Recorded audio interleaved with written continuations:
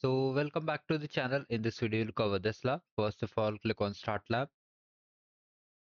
Now right click over here and open the Looker Incognito window.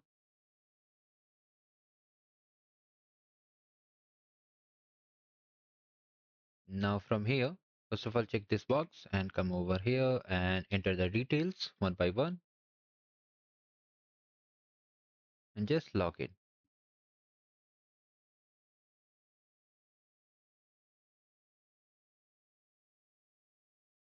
Now the first thing what you need to do, we need to enable the development mode. Otherwise, we won't be able to modify the file.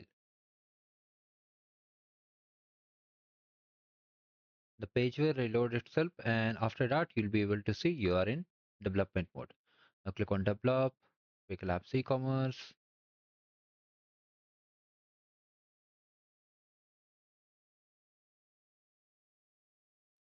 Click on this model, view, and from here, first thing what you need to do, we have to come to the description box. I've shared the GitHub repo. Now from here, just copy this, open the order items files, just replace the entire content, save changes.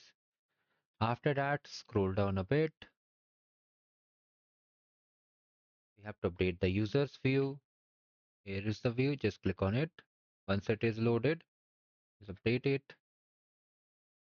Now after that, open the training underscore e-commerce, replace the content, come down over here,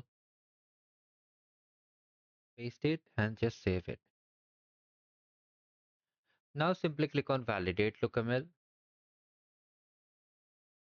commit. Here you can write any message. So just like the video in case you haven't liked it. Click on commit and just click on deploy to production. All things are done and all things are set. Come back again to the lab instruction and simply check the score for each and every task. And if you're asking how to enable the yellow check my progress bar, you can check the video description. Okay. Now let me just see 80 out of 100. Only last task is remaining.